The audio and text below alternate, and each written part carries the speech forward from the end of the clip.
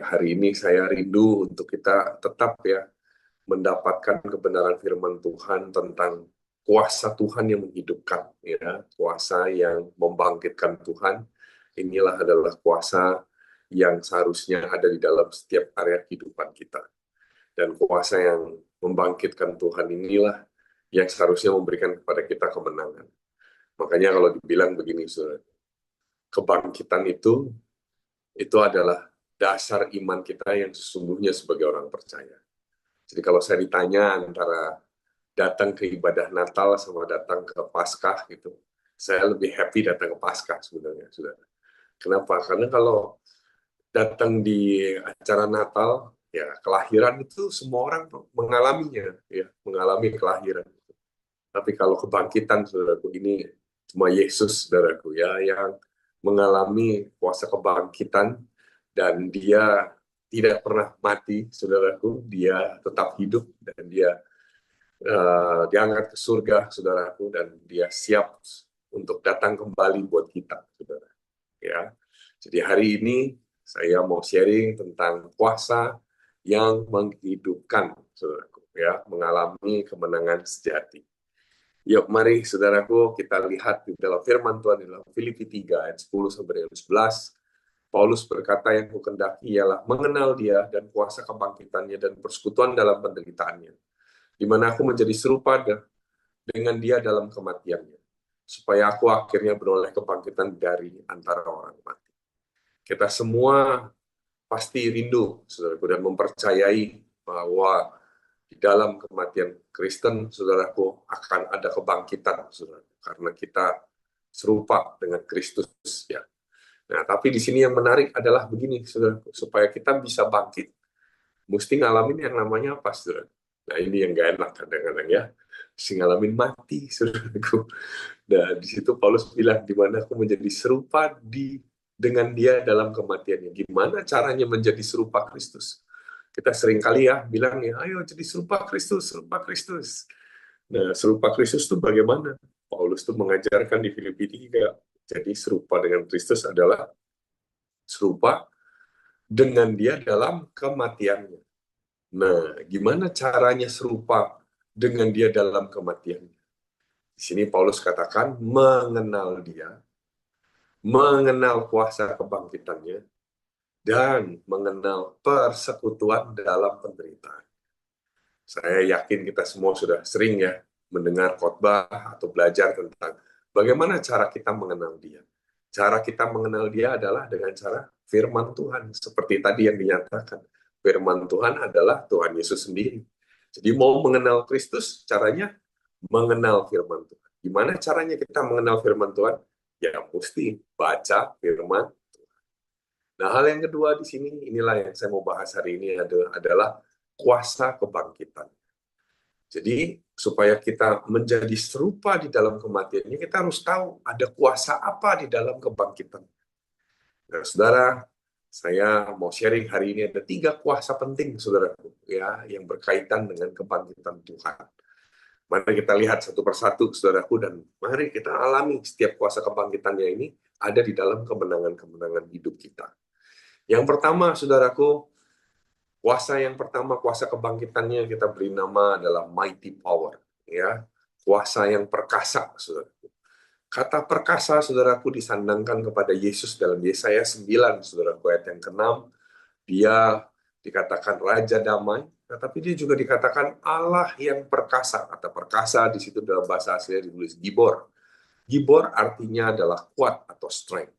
Yang menarik adalah kata gibor sendiri di sini, saudaraku, ya, di dalam beberapa Bible commentary itu diterjemahkan dengan istilah complete resources. Artinya sumber dayanya lengkap. Dan hal yang kedua, gibor juga terjemahkan adalah have the ability to rescue.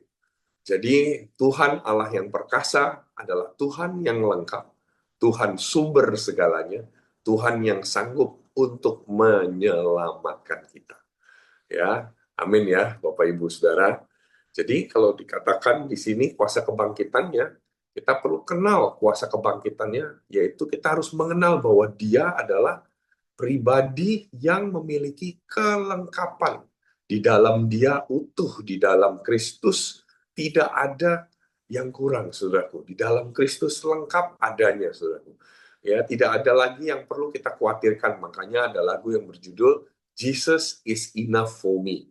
Tuhan itu cukup buat kita. Kenapa? Karena di dalam Yesus ada kelengkapan, ada complete, ya, ada completely, ya, seperti itu ya. Nah, nah terus kemudian di situ dikatakan have the ability to rescue. Jadi memang Tuhan punya kemampuan untuk menolong kita. Jadi dia adalah pribadi yang tepat sekali, saudaraku, ketika kita ada di dalam tekanan, ada di dalam situasi, di dalam masalah. Dia adalah sumber, ya, segala sumber yang sanggup untuk menolong kita. Jadi gimana cara kita mengaitkan antara kuasa kebangkitannya dengan kemenangan dalam hidup kita? Lewat mighty power, kita mengalami yang namanya menang dari ketakutan dan kekhawatiran. Apa sih yang menjadi ketakutan utama manusia hari ini?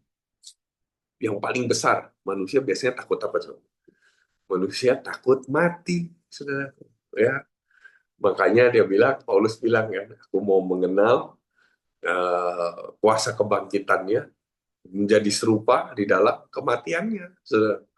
Nah, saudara, ketakutan yang paling besar dalam umat manusia itu apa? Takut mati, saudara.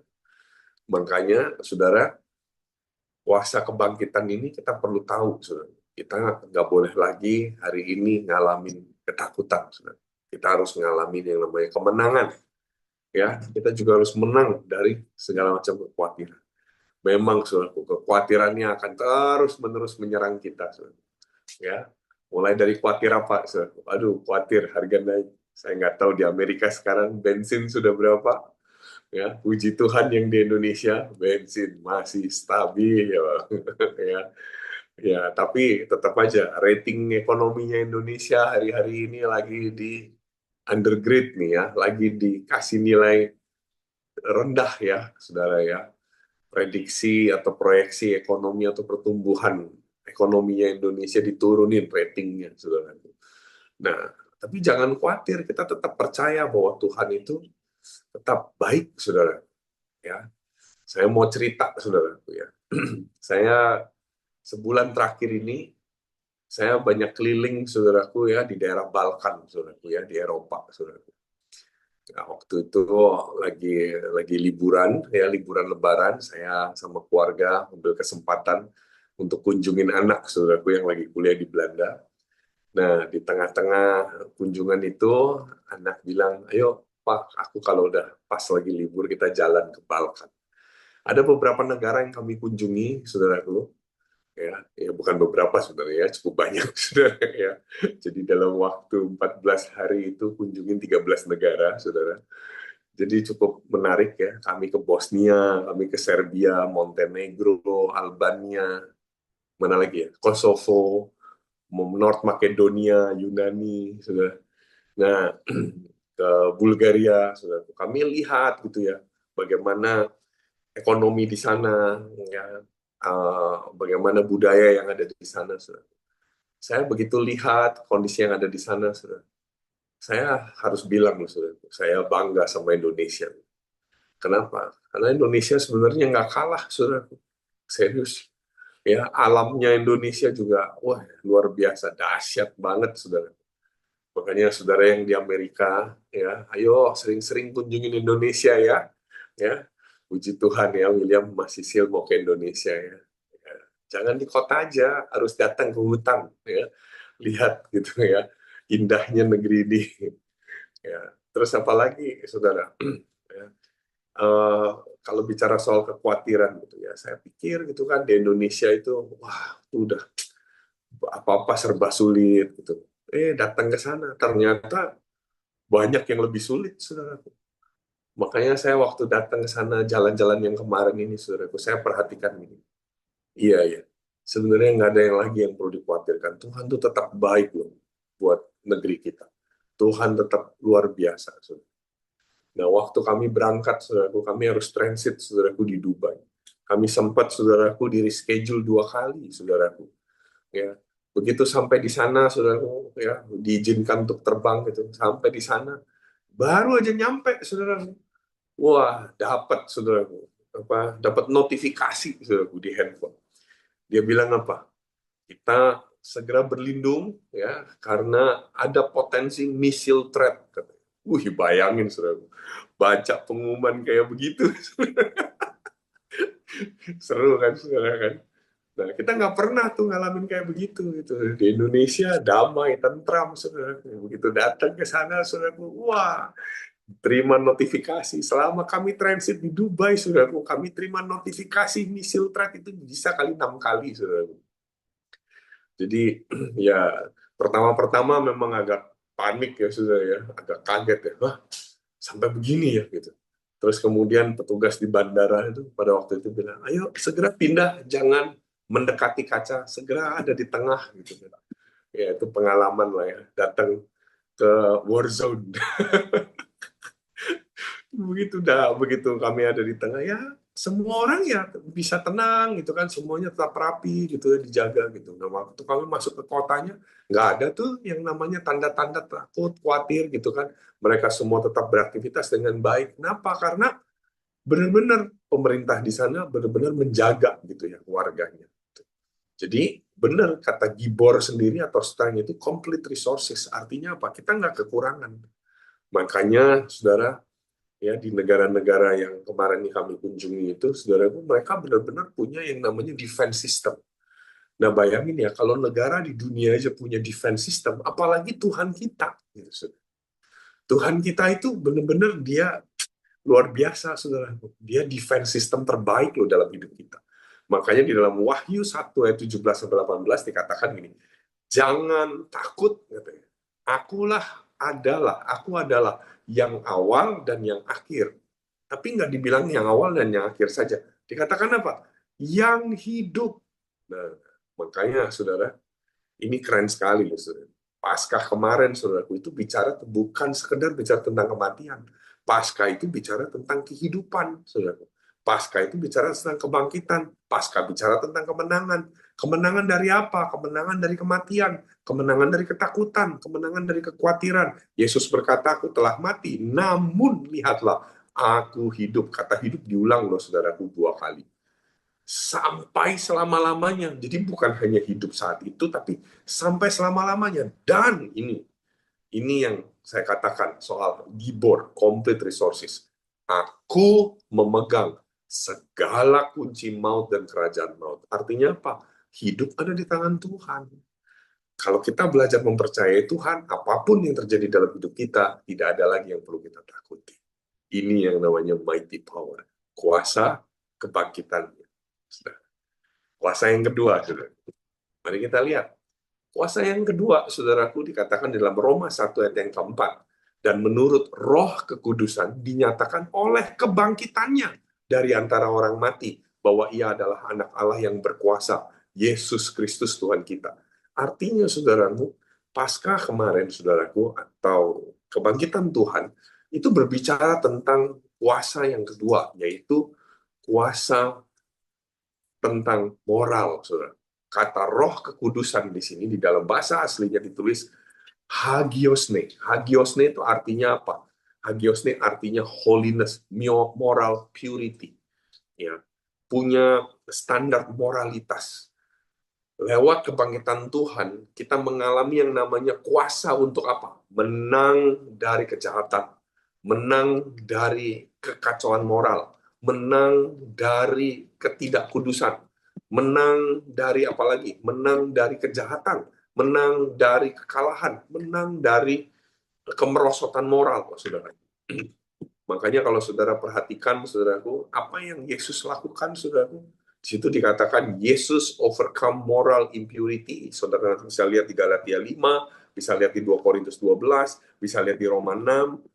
Yesus overcome moral filthiness and evil, yaitu ada di Yakobus 1 ayat 21. Yesus overcome moral failure, itu ada di 1 Korintus 6 ayat yang ke-7. Yesus overcome moral decline, itu ada di Mika pasal yang ke-7. Jadi, kuasa kebangkitan yang kedua adalah kuasa yang menuntun kita untuk bisa menang dari kejahatan. Ini dahsyat sekali, saudara. Kuasa ini diberikan Tuhan lewat kebangkitannya Dia kepada kita yang masih hidup di dunia ini. Kenapa?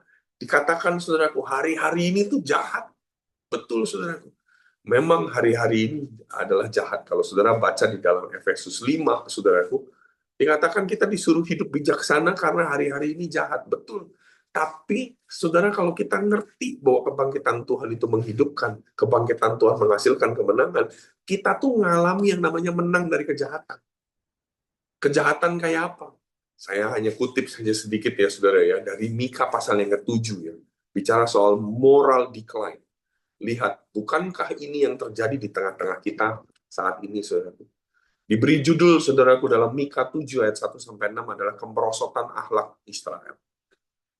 Kalau saudara baca, saudaraku, ayat 1-6, saudara akan lihat, saudaraku, inilah situasi-situasi yang mungkin terjadi di negeri kita. Mika berkata, celakalah aku sebab keadaanku seperti pada pengumpulan buah-buahan musim kemarau. Seperti pada pemetikan susulan buah anggur. Tidak ada buah anggur untuk dimakan atau buah ara yang kusukai. Jadi kondisinya memang sangat berat sekali, saudara. Tetapi lihat ayat yang kedua, orang saleh sudah hilang dari negeri. Apa maksudnya? Banyak orang-orang hari ini cari orang yang benar aja kok susah. Dan dikatakan, dan tiada lagi orang jujur di antara manusia. Saudara, saya kemarin waktu jalan-jalan, saudaraku, ke Balkan itu, saudara. Ada beberapa negara, saudaraku, yang saya tuh sampai sempat rasakan. Hidup kami itu seperti diincar, saudara. Diincar untuk apa? Diincar untuk ditipu, saudara. Karena melihat untuk apa? Karena melihat gini, oh ya ini turis, oh ya ini orang baru, oh orang ini celingukan gitu ya. Jadi tuh kami kayak, wah, kayak dibidik untuk di-scam gitu loh, saudara. Jadi saya bersyukur, saudaraku ya, Tuhan tetap beri kami perlindungan ya, saudara ya. Ya, tentu yang kedua nggak terjadi lah ya. Mereka semua mengincar darah ya. Buktinya kami sehat-sehat aja ya hari ini ya, aman-aman aja ya. Yang seorang mencoba menangkap yang lain dengan jaring. Lihat, saudaraku, ini kan yang mencoba kan untuk dilakukan. Saya coba deh, lihat deh. Saya nggak tahu ya Bapak Ibu seberapa sering kali terima notifikasi bahwa ada orang yang berusaha untuk mengakses akun Google kita, akun Gmail kita, mengakses semua akun yang ada di bank kita, ya seperti itu. Kita tuh hari-hari ini selalu ketemu gitu ya sama yang namanya digital scam. Kita mesti benar-benar harus berhati-hati, saudara. Ya. Sepertinya tuh kayaknya mereka tuh lagi menyiapkan perangkap di sekitar kita, saudara. Untuk apa? Untuk menangkap kita, untuk membuat hidup kita tuh hancur, saudara. Tapi perhatikan, Yesus tuh udah overcome hal-hal gini sehingga kita nggak perlu lagi takut. Ya. Nah, moral apa lagi, saudaraku? Moral bejat apa lagi yang terjadi, saudaraku, di dalam cerita yang ada di kitab Mika ini, saudara. Tangan mereka sudah cekatan berbuat jahat. Bayangin, saudaraku. Manusia-manusia itu tuh bukan cuma sekedar berbuat jahat, tapi cekatan berbuat jahat. Jadi kalau kita bicara ya di dalam ilmu manajemen bicara soal kompetensi, ini kompetensinya evil gitu, saudaraku. Evil competence gitu. Ngeri ya, saudara ya. Terus pemuka menuntut, hakim dapat disuap. Pembesar memberi putusan seenaknya. Putusan sekandaknya, seperti itu. Hukum mereka putar balikan. Betul nggak, saudaraku? Hari-hari ini kan itu yang terjadi, kan, saudara. Yang benar jadi salah, yang salah jadi benar, gitu kan. Nah, mengerikan sekali, saudaraku, hari ini. Jadi ternyata apa yang terjadi sama situasi di negeri kita, situasi yang ada di tengah-tengah kita, sebenarnya dulu udah pernah terjadi, saudara. Dan sebenarnya Tuhan sudah mengambil sudah mengambil keputusan dan Tuhan sudah ikut terlibat gitu loh, saudaraku, di dalamnya untuk apa? Untuk menolong dan menjaga hidup kita, saudaraku. Ini loh kuasa kebangkitan Tuhan begitu dahsyatnya loh dalam hidup kita. Ayat yang keempat dikatakan orang yang terbaik di antara mereka adalah seperti tumbuhan duri. Ngeri nggak, coba saudara? Jadi bayangin, saudaraku, orang-orang memilih yang terbaik itu adalah terbaik dalam kejahatan. Mengerikan sekali kan, saudaraku kan. Bahkan dikatakan yang paling jujur di antara mereka seperti pagar duri. Ngeri sekali, saudara. Hari bagi pengintai-pengintaimu. Hari penghukumanmu telah datang. Sekarang akan mulai kegemparan di antara mereka.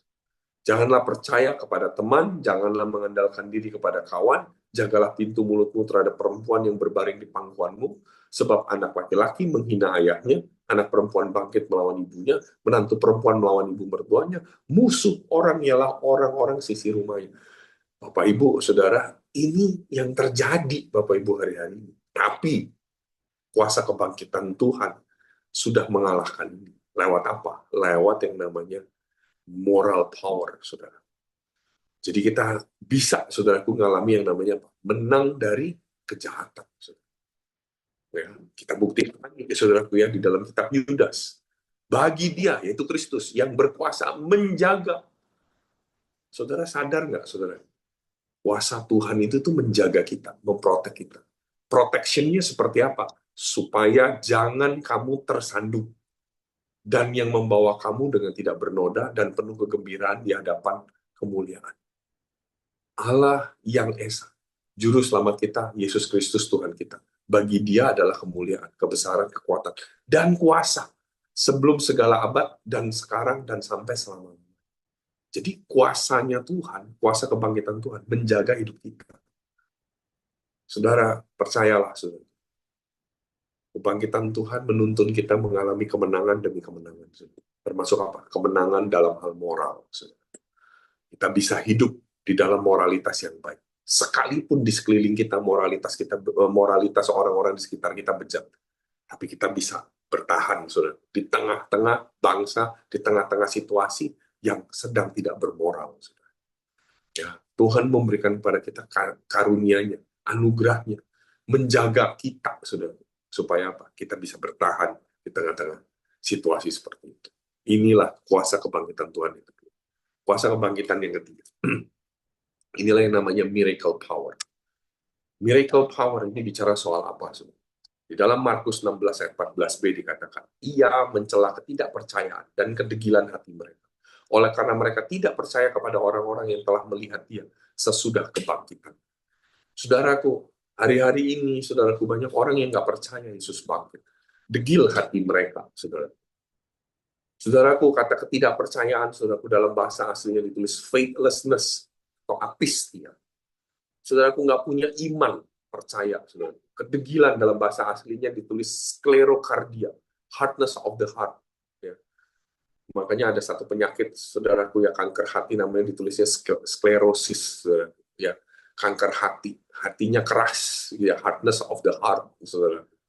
Nah, saudara, tapi Tuhan punya yang namanya kuasa, yaitu apa? Kuasa mujizat.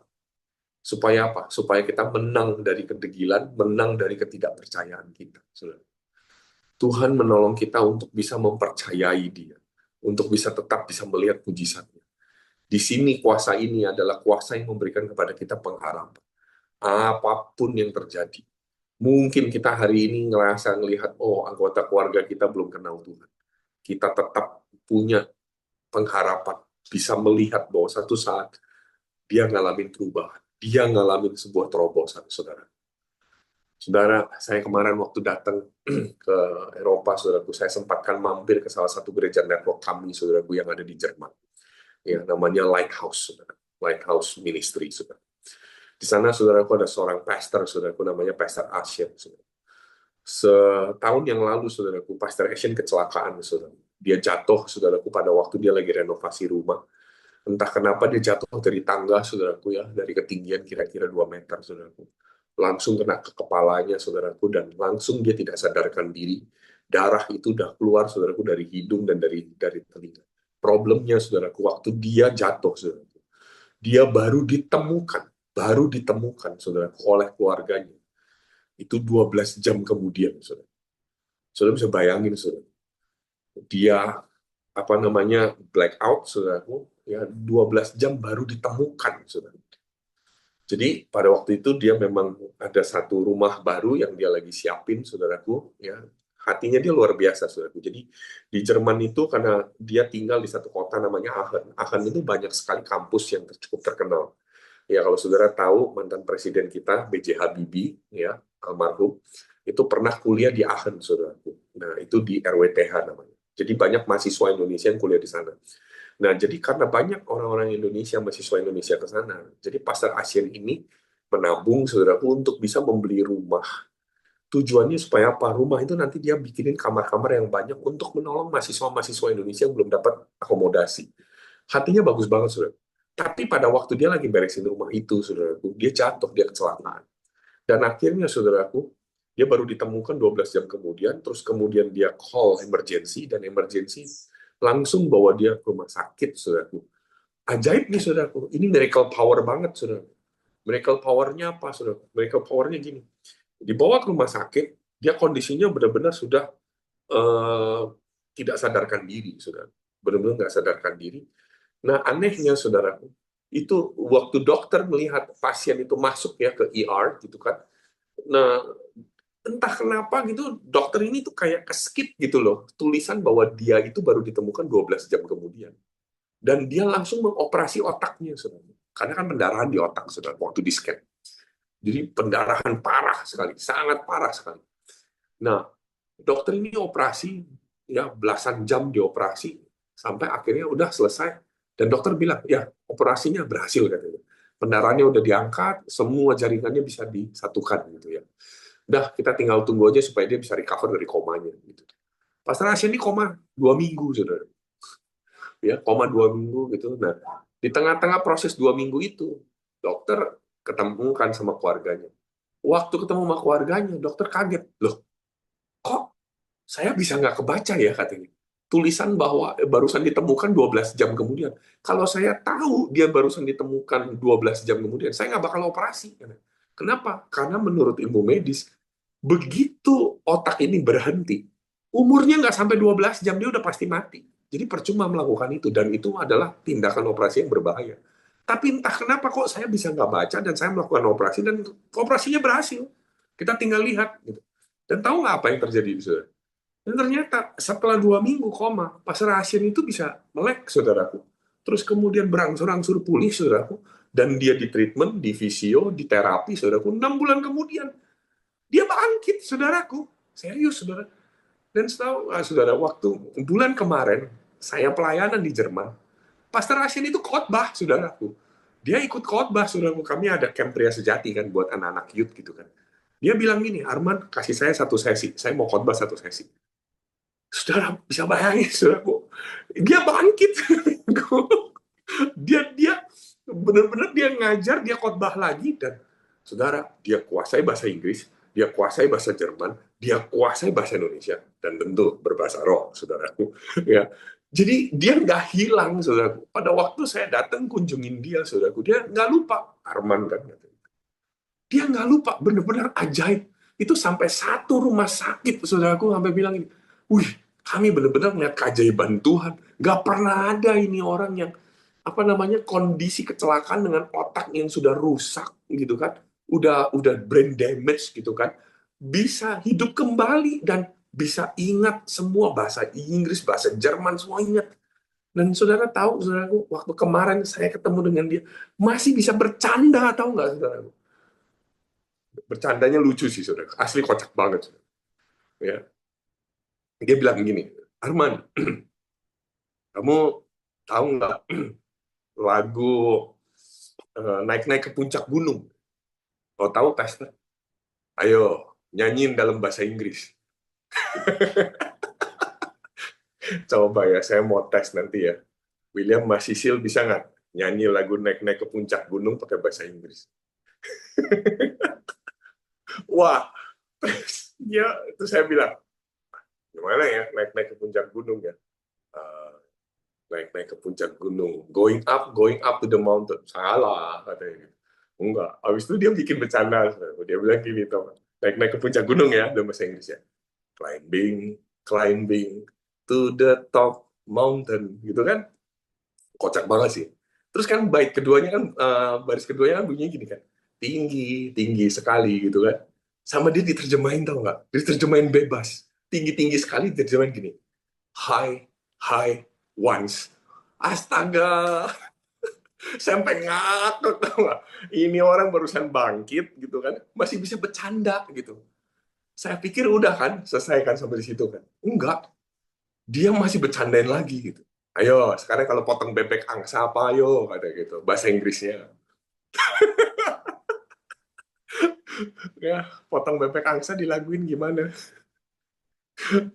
Dan dia bercandain begini, cutting, cutting duck swan. Saya tuh ya, ngelihat manusia ini gitu kan, pastor ini gitu kan. Aduh, asli kocak banget gitu kan. Semua orang ya pada waktu dia benar-benar ngalamin pemulihan ya, nggak percaya gitu. Benar-benar dahsyat banget gitu. Tapi benar-benar itu miracle power terjadi loh buat hidup dia gitu. Wow. Dan bukan hanya itu, saudara.